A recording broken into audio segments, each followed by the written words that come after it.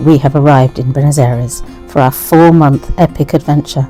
Starting here, this was our British Airways flight. It was all very smooth, landed on time, beautiful views of the city, which were really getting us excited. So we picked up our baggage, quickly bought a Sube card using our credit card. Straight outside baggage reclaim is a store to the left called 25 Hours. Really helpful. Bought the Sube card. It costs £4 for one card, but you can share it for both of us. And then we put about £4 on it, which was enough for 4 journeys. Obviously it only took 2 journeys to get the number 8. The bus stop couldn't be easier to find. It's all very well signed. 5-minute walk, really safe on the bus, very helpful people, didn't feel remotely out of place even with our luggage. We arrived at the 9th of July Avenue, so we knew where to get off, and we checked into our hotel. So quick change in a shower, felt refreshed. We were excited to go and wander, so we just strolled out of our hotel, headed towards the Congress, which is where Millet makes all his decisions. Absolutely beautiful building. It was a glorious day, so nice and warm compared to where we were, and admired the beautiful building. We then strolled along, taking in more sights, just feeling the atmosphere of Buenos Aires. Just totally amazing city. It was so exciting to be there. We then headed towards the bookshop, which used to be a theatre. This is quite a famous bookshop, really interesting architecture. Strolled round, saw an awful lot of books. You can see the theatre, you can just almost imagine the royal family sitting there in the royal box. Lots and lots of books, including the English section. And then they had a really nice cafe and restaurant. We had eaten, so we didn't need to go in. We then carried on strolling through the city. We were heading to Teatro Colon, most beautiful theatre. You can do tours inside, we didn't have time, but it holds apparently up to 3,000 people, and they can do ballet, classical music shows and opera. Ice cream's pretty famous around here, so I couldn't resist enjoying this amazing ice cream. We were then tired, saw a lovely sunset, and then we're off to bed. New morning, had breakfast in our hotel with this beautiful view. We then headed past the Pyramid de Mayo, the white obelisk built to mark the first anniversary of independence from Spain. We found ourselves going past Cafe Tortoni, quite a famous little place. We had a sneak little peek inside. Looks really lovely, but we'd already had breakfast.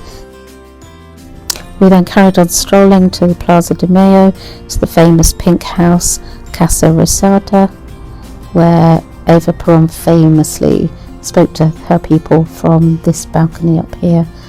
We happened to arrive as though there was a little army ceremony that was lowering the flag down.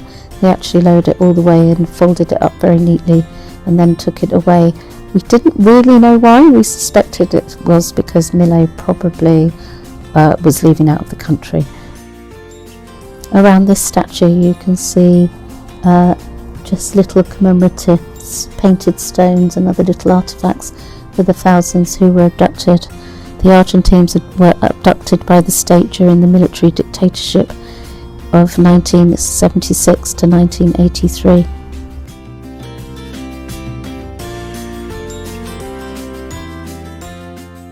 We then headed in smaller streets, looking at some colonial buildings, headed towards Florida Street, which is most famous for its money change people, and there was a lot of people going, Cambio, Cambio.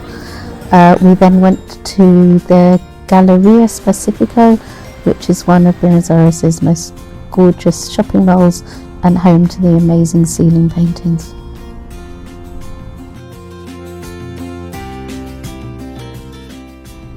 We then carried on walking some more. We came to this war memorial for the Falklands, which they call Heroes of the Malvinas. Quite controversial. It was also in a beautiful little park area, and then we headed towards the clock tower.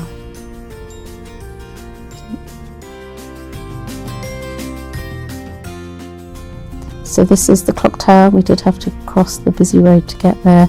You can go up, it's got a lift, or you can walk. We decided not to because we were pushed for time, so we carried on, and finally we came to San Telmo market. Very famous place. Got lots of different foods, main restaurants and more street food, empanada types. Obviously it's got places to drink, cheese place, some gin that looks nice, but I haven't come here to drink gin. You can see lots of different stalls, very authentic camping gear.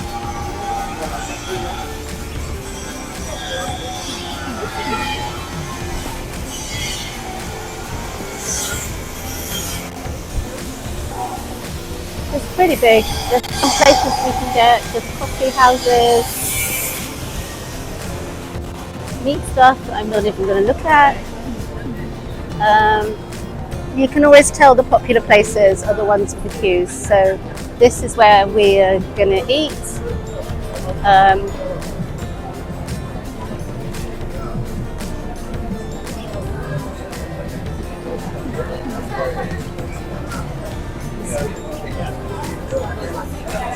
So we've got more bars,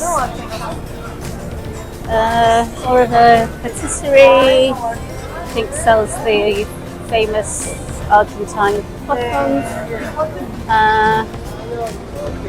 and this is the place that seems to be the most popular, always queue.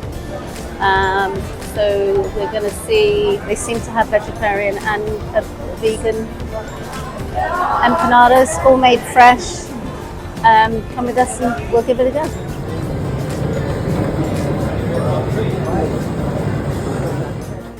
So more walking, absolutely amazing architecture. Just kept on walking, saw some other monuments. We walked all the way across Buenos Aires to La Boca, the home of the Boca Juniors. We walked past the training ground and onto the stadium itself. In the area around the stadium, everything is blue and yellow, Boca's colours. After taking the obligatory selfie, we walked on to El Caminito, Boca's most famous street. Very touristy, but looks amazing. Got a bit of a vibe going on to the tango. Hopefully we'll see some dancers. Definitely think we'll need a beer, not that I drink beer. But we're just going to walk around and take you with us.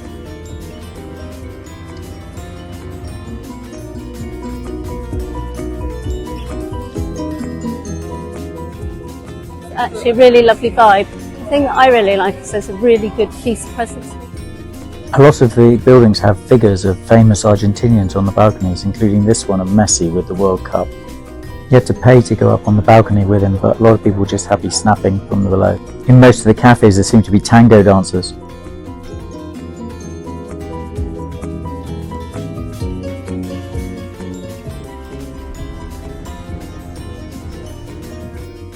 The brightly coloured buildings are brilliant, and there's these maze of little stalls inside.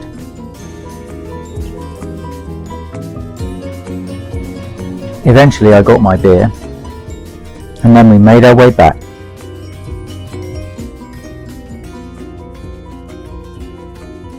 Stopping on the way to take selfies with these children's characters that Sharon had taken a liking to. All over we found these little concrete cushions that weren't too bad. Keith was definitely ready for a restaurant. We then kept walking north towards Puerto Madero, lovely little cosmopolitan area with lovely views across the Women's Bridge and the old frigate called the San Momento frigate, which is just sort of permanent boat in dock. There's lots of restaurants and cafes, a bit of a vibe to the place. Upmarket hotels, which are quite nice. Ours was just across the way over here. We walked across the Women's Bridge, which led back to Plaza de Mayo. On the way back we saw this sign saying that the Falkland Islands are ours. Very controversial. So how easy is it to be a vegan in Buenos Aires? Well, we found this place 5 minutes from our hotel. Very nice. A little bit quiet because it was only 6:30 or 7, and that's a little bit early for the Argentinians to be eating, I suspect. But we managed to get ourselves a very nice meal. We got ourselves a burger and a hot dog. And we also Sharon got a martini cocktail, and I got a beer, which was a bit unusual, but an artisan beer, and was also very nice. So we both had a very nice meal, 18,000 pesos, and all in all, somewhere we definitely recommend. So the next day we transferred hotels, walked up to Recoleta and checked into the Sofitel. We just arrived at the Botanical Gardens, which wasn't where we were thinking of going through, but it looks like we can just walk straight through to the park, the Eco-Zoological Park.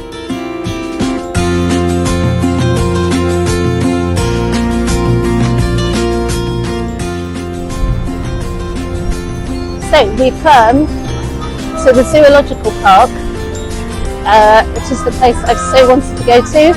It's free, which is incredible, and I want to see capybaras, I think they're called, which you can see in Carlos de Pellegrini. We'll talk about that one later when we see them. So here we go. Can't believe this place is free. QR code downloaded, so we have the map. I have my map on my phone. I've got asked for directions of the giant guinea pigs, whose name we cannot remember, but we're very excited about seeing them, and we're going to walk this way and hopefully we'll find them. We found out one thing: they only have one capybara, which they have in the north, in the wetlands. We're really hoping to see him. Apparently he's quite old. And we're hoping we can get a glimpse, and that will absolutely make my day. So follow me and see what happens.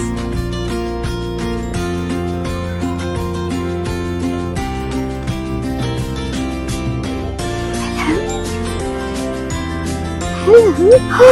You are amazing! I can't believe how lucky we are. I cannot believe that he's coming to see us. Hello, gorgeous. Hello. You definitely saved me £1,000. You definitely got that recorded. Wow, we are so lucky. So the reason we were a bit confused about the name is they're labelled as carpinchos in the eco-park, and we know them as capybaras. So after that we headed out the other direction from the eco-park. We crossed over the Avenida del Libertador and kept on walking to the giant tulip called the Florales Generalis. It's not in the best condition, but it looked beautiful and it was an absolutely stunning day. Still glad we made it. We ended up at the little market in central Recoleta and headed towards the church and the cemetery.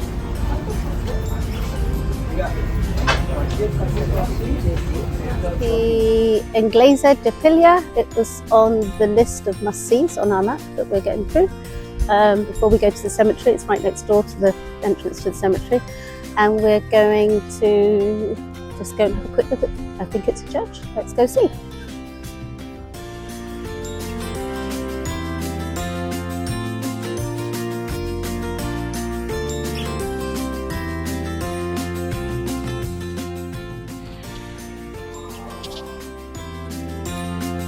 Outside the Recoleta Cemetery, obviously it's a lot of people, the most important place to come and visit.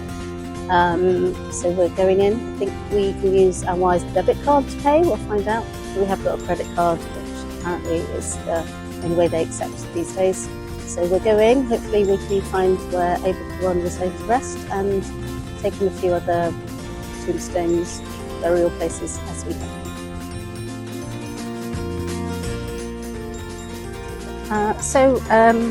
They do give you a free map, even though it's £17 each to come in. And number 111, Duarte de Pelmon e Maria Evita, is where it is on the map, which is here. So we're just going to go along, find it, and then have a little wander through, see how we do for time and energy.